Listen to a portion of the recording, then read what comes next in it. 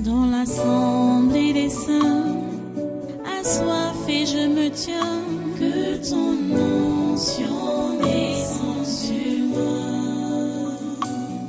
Conscient que mon destin est dans le creux de ta main, que ton onction descende sur moi. Je suis disposé, assoiffé, que ton onction descende sur moi. Je suis disposé, assoiffé, que ton onction descende sur moi.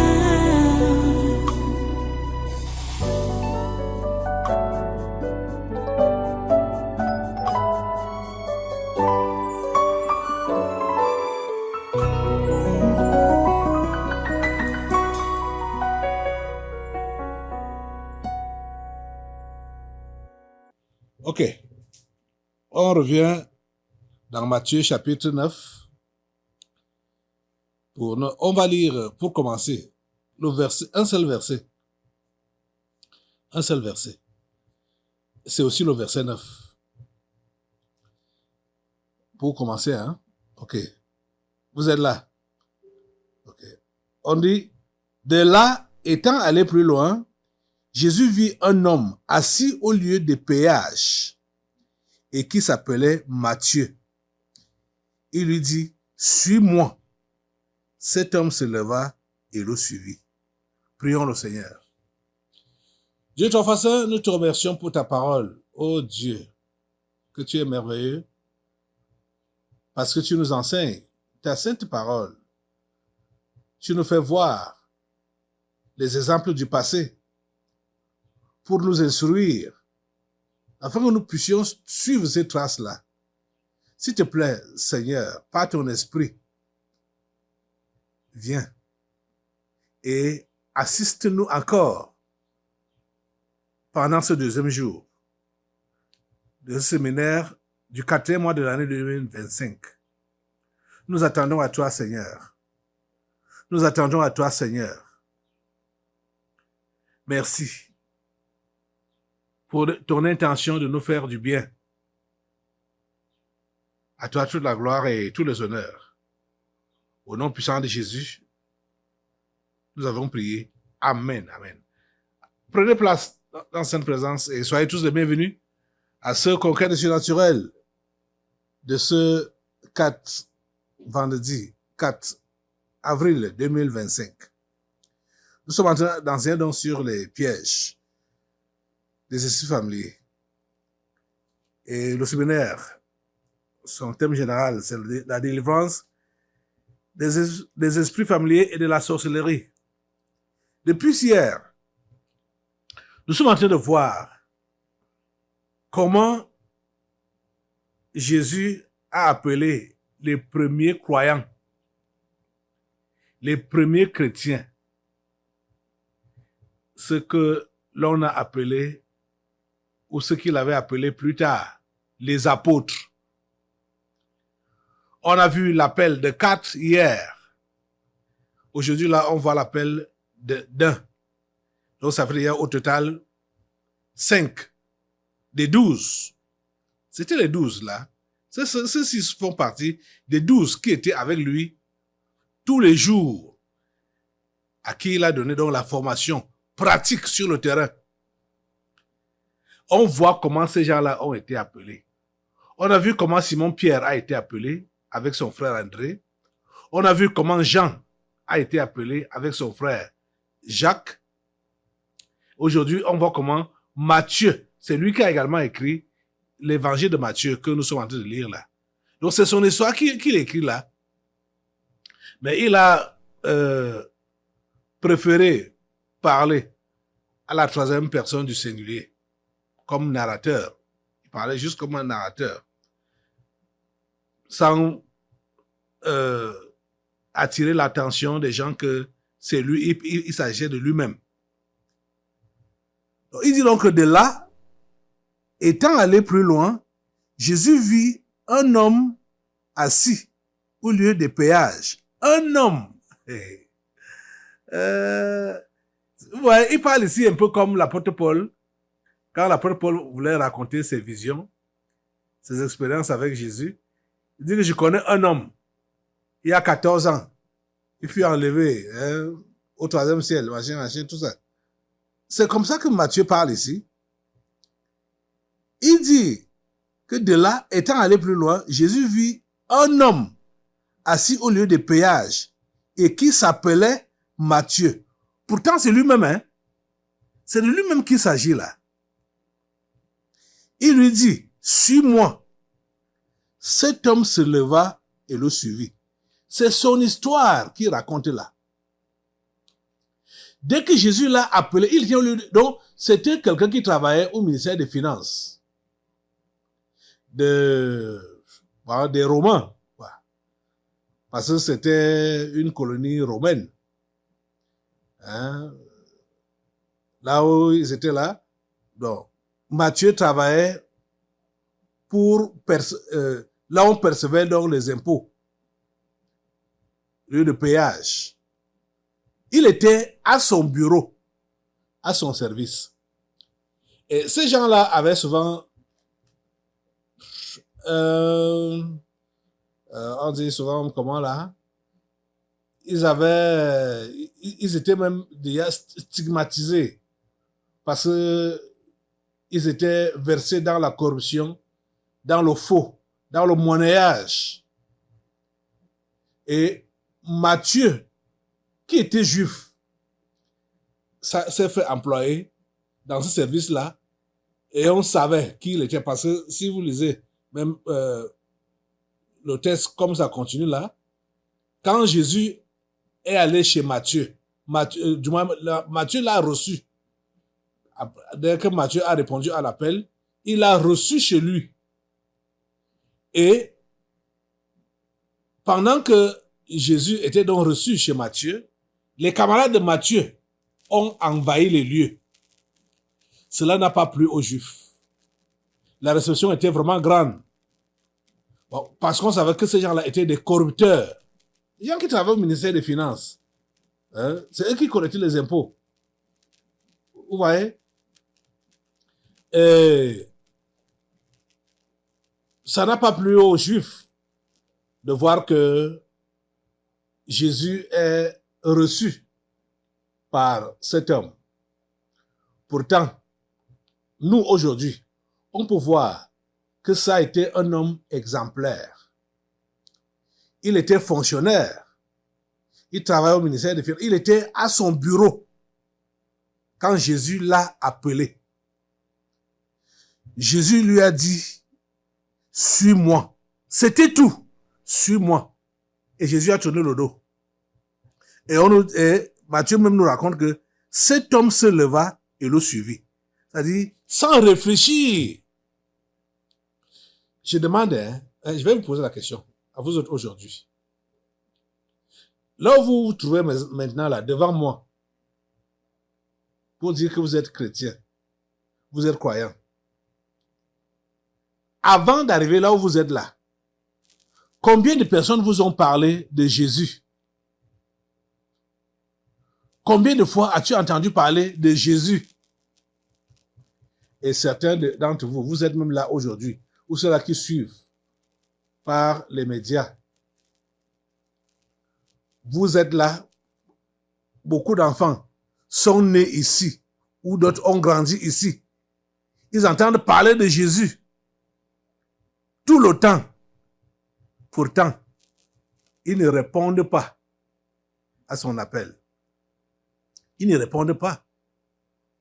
Toi, depuis que tu as entendu parler de Jésus pendant combien de temps avant de prétendre répondre à son appel? Si tu as même vraiment répondu à son appel, tu as attendu combien de temps avant de répondre? Je voudrais attirer votre attention pour faire comprendre que si aujourd'hui, vous bagarrez avec les pièges que les esprits familiers ont jonchés devant toi là, c'est parce que votre conversion n'a pas été du tic au tac. Votre conversion n'a pas été spontanée. Ça n'a pas été spontané. Vous n'avez pas obéi automatiquement dès que vous avez entendu le son de sa voix. Mes brebis entendent ma voix et elles me suivent. Fonctionnaire. Oh, Matthieu, fonctionnaire de son état. Il est en service. Jésus lui dit, suis-moi. Il se lève directement et il suit Jésus. Sans réfléchir. Sans réfléchir. Il s'est levé, il a suivi Jésus. Vous pouvez donc comprendre pourquoi sa foi ne pouvait pas connaître de failles. Il ne pouvait pas être rattrapé par les démons familiers. Il ne pouvait pas. Il ne pouvait pas être rattrapé par les choses de cette vie. Parce que il a laissé ça tout d'un coup. Dès qu'il a entendu la voix de Jésus, il a laissé les choses de cette vie. Il a laissé son travail. Il a laissé l'argent. Lui, il était au milieu de l'argent. Il travaillait l'argent. Ce que beaucoup d'entre vous, vous poursuivez. Ou vous espérez avoir un jour. Ouais.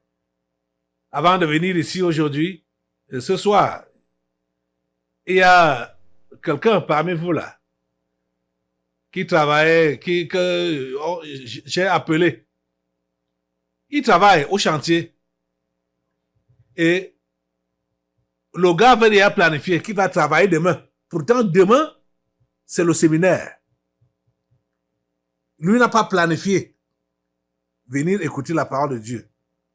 Vivre ça en présentiel. Il prétendait qu'il va écouter, il va écouter. Je l'ai même pas fini de l'écouter, qu'ils disent sur quoi il voulait écouter, soit sur Google Meet ou à la radio ou quoi. Je lui ai dit que tu ne peux pas faire ça. Tu viens en présentiel. C'est comme ça que vous êtes. L'engagement vous manque pour les choses de Dieu. L'engagement vous manque. L'argent. Vous êtes là après l'argent. L'argent. D'autres n'ont pas de repos. Jour et nuit, ils travaillent. Et on ne sait même pas ce qu'ils font avec cet argent-là. Oh mon Dieu. Vous ne savez pas que c'est un piège. Quand maintenant là, tu mets l'argent prioritairement, c'est-à-dire devant les choses de Dieu, tu mets l'argent devant, c'est un piège. Tu es piégé. Tu es piégé. Tu ne sais pas ça.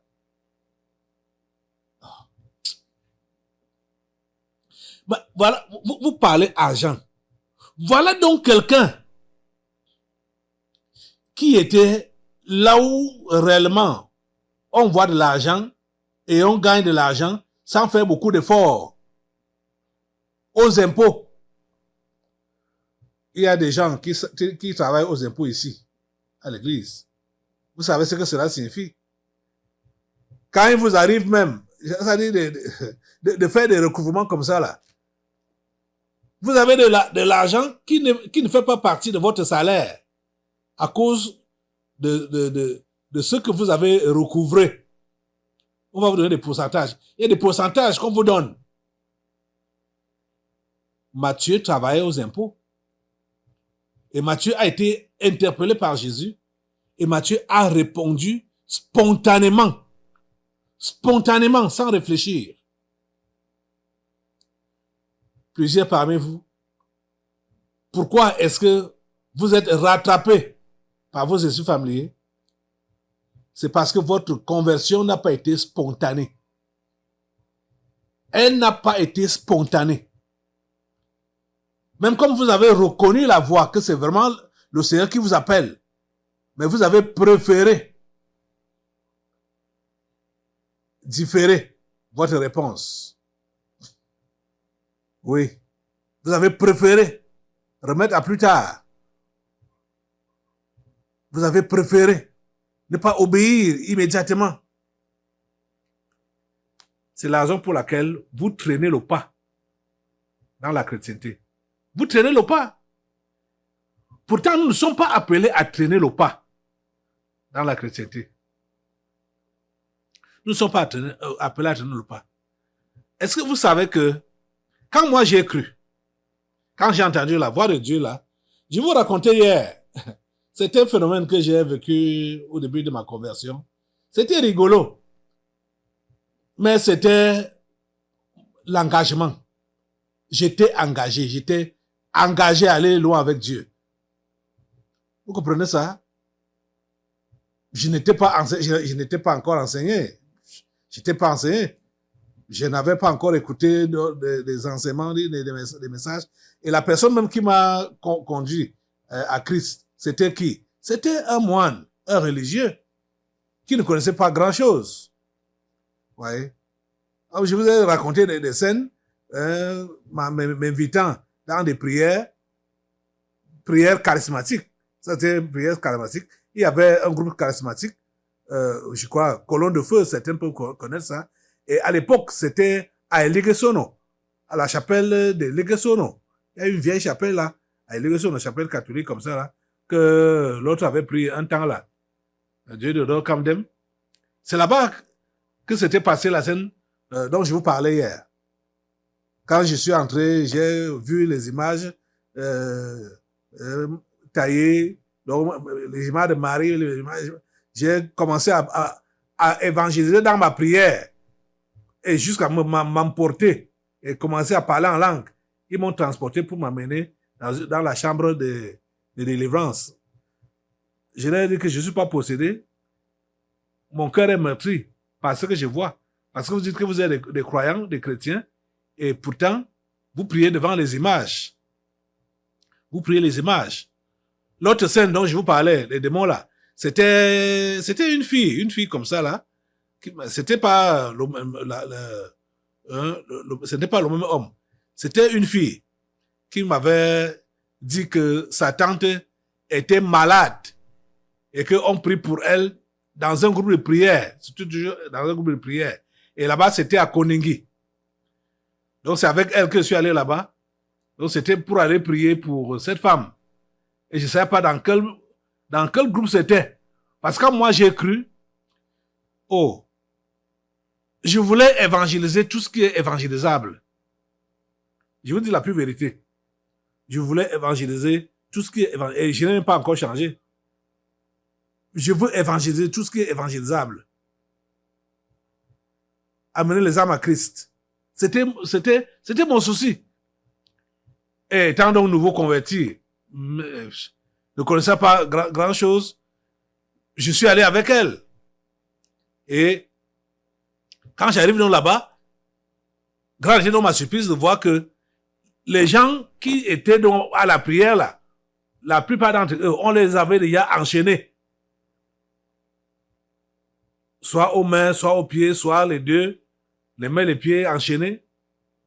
Et bon, ça s'est passé, comme je vous racontais donc hier, que moi, je pensais m'adresser à une possédée qui gissait à terre comme ça, là. Dit, qui es-tu? Sors de là au nom de Jésus. Et c'est toute la communauté qui s'est soulevée pour se ruer sur moi que, toi, tu es qui? Qui t'a amené ici? Qui t'a amené ici? J'étais nouveau converti. Vous comprenez ça? Donc, les amis, ce zèle-là ne m'a pas quitté, hein? Mais je me suis assagi. Mais ce qui est sûr, les démons ne peuvent plus me faire ce qu'ils avaient fait en ce temps-là. Maintenant, si. Ils peuvent plus me faire ça. C'est eux qui doivent fuir devant moi. Mais ce n'est pas sage d'aller dans leur fief, n'étant pas mûr comme je l'étais à l'époque, parce que les histoires que je vous raconte là, Cette histoire d'il y a beaucoup d'années, hein? Plus de 40 ans aujourd'hui. Ouais. Donc, le zèle ou l'envie de voir des âmes sauvées, cela m'a toujours animé. Et cela, je ne peux pas être arrêté par quoi que ce soit quand je sais qu'une âme doit être sauvée. C'est la raison pour laquelle vous savez que la plupart des persécutions que j'ai subies, c'est parce que je protège les âmes qui veulent être sauvées. C'est à cause de ça. Quelqu'un qui a cru, je ne veux pas laisser cette personne s'égarer. Les démons familiers vont le malaxer et tout ça, et je vais dire que non, je ne connais pas. Non, je ne peux pas le faire. Je vais prendre la défense de la personne. Et vous savez que la plupart des persécutions que j'ai connues, les dures persécutions là, c'est à cause de vous. À cause de vous. Parce que je veux vous protéger. Que je connais ces persécutions. Vous comprenez ça? Donc, les amis, quand on se convertit à Jésus, on doit lui obéir sans réfléchir. Sans réfléchir. Sans regarder à soi. Sans regarder les conséquences de ce qui va nous arriver dans le cas où quelque chose arrivait, quelque chose nous arrivait. Soit qu'on nous blessait, soit qu'on nous tuait, soit qu'on nous... On ne regarde pas ces conséquences-là. On sait seulement qu'on obéit à Jésus. Regarde, Matthieu n'a pas regardé les conséquences de sa famille, qui allait commencer à être dans le manque parce que lui, il abandonne le travail. Il n'a pas regardé cela. Il n'a pas regardé les critiques qu'il allait subir de la part de ses collègues. Que, mais écoute, qu'est-ce que tu fais comme ça? Tu abandonnes un travail juteux comme ça pour aller suivre quelqu'un, on ne sait même pas où il vous amène. Hein? Qu'est-ce que tu fais comme ça? Tu n'es pas sage. Beaucoup ont essayé donc de croire en Jésus et ils ont été attrapés par ces pièges dont je parle là, les pièges des familiers, qui peuvent même ils peuvent même passer soit par des collègues ou même par des inconnus qui vont vous titiller. Vous dites, mais quelle décision tu as prise comme ça? C'est idiot ce que tu fais là. Comment est-ce que tu peux tout livrer, tout abandonner pour la foi? Tu as dit que nous autres, nous ne sommes pas des chrétiens. Tu as dit que nous autres, nous ne sommes pas les croyants. Tu ne vois pas tel, tu ne vois pas tel. Ils vont te montrer des exemples qui ne tiennent pas. Hein? Des gens qui ne sont pas des amis de Dieu, qui ne sont pas des témoignages devant Dieu. C'est eux qui vont vous montrer que tu ne vois pas tel, tu ne vois pas tel, tu ne vois pas tel. Tu ne peux pas croire comme lui et faire comme lui. Pourquoi toi, tu crois ta qualité là? Les amis, si tu n'es pas critiqué au niveau de ta foi, comprends que tu n'as pas encore réellement cru. C'est ça que je vais te dire aujourd'hui. Si tu n'es pas encore critiqué au niveau de ta foi, comprends que tu n'as pas encore réellement cru. Parce qu'on doit mettre en cause ta façon de faire. Parce qu'on va dire que tu exagères. Et je sais que la plupart parmi vous, à l'heure actuelle où je parle, ne sont pas encore engagés 100%. L'Esprit de Dieu ne parle pas en vain. L'Esprit de Dieu parle avec raison. Parce que quand il m'inspirait, le programme de ce mois-ci, c'était à raison. C'était à cause de toi. Parce que ton engagement n'est pas encore à 100%. Et si ça avait été à 100% auparavant, il n'est plus même chose. Je parle de ton engagement. Ce n'est plus même chose. Tu comprends? C'est pour cela que le Seigneur t'interpelle pour te dire, reprends comme tu avais commencé. Ou alors, engage-toi comme il se doit. Engage-toi comme il se doit.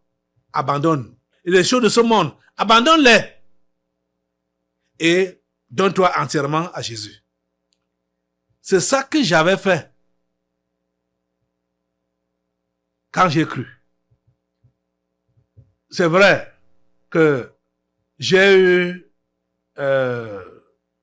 les bons familles ont envoyé des agents pour essayer de me titiller. Pour me dire, mais est-ce que c'est comme ça? Tu ne vois pas comment les autres croient? Tu ne vois pas comment les autres prient? Ils ne font pas comme toi. J'ai tout laissé, tout abandonné. Et ce que j'ai fait, quand j'ai tout laissé, et que je me suis engagé à servir Dieu à plein temps, je me suis décidé d'éviter toutes les personnes qui étaient susceptibles de me décourager dans mon engagement. C'est à cela que je t'appelle et que je t'interpelle. Que si tu sais que tu as pris ton engagement pour Dieu, esquive les voyous qui vont te décourager. Esquive-les. Toute personne qui va dire que, mais, attends, modère un peu, va doucement. Esquive ce genre de personnes. Ils veulent te ramener en arrière. Ce sont les pièges des démons familiers. Tu comprends ça? Systématiquement, j'ai mis de côté toute personne qui était susceptible de me décourager quand je me suis engagé.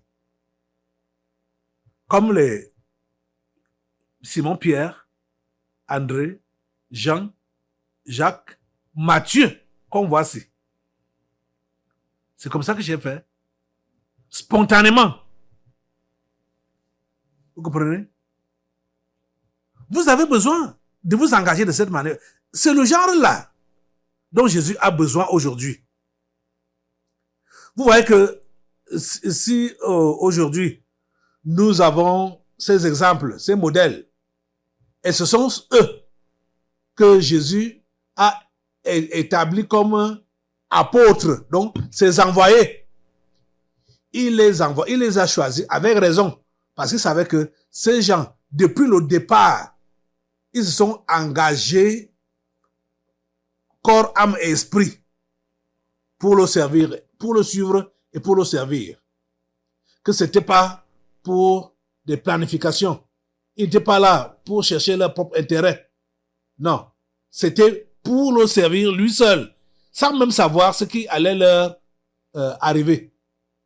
C'est comme ça. Mais aujourd'hui, nous avons un malheur. C'est les faux prophètes qui ont envahi la scène avec des fausses promesses qu'ils donnent pour que les gens puissent se convertir. Des fausses promesses. Et beaucoup sont ils sont figés devant ces promesses-là, de façon que même s'il arrive qu'ils partent dans un milieu où on ne parle pas de fausses promesses, mais ils ont déjà cette semence-là en eux. Ils savent que, bon, comme j'ai cru en Jésus là, j'aurai des enfants. Comme j'ai cru en Jésus là, j'aurai un travail. Comme j'ai cru en Jésus là, je vais me marier. Comme j'ai cru en Jésus là, je serai promu. Je vais avancer dans mon travail. C'est comme ça. C'est des fausses promesses. Ce n'est pas à cause des fausses promesses. Jésus a promis quoi?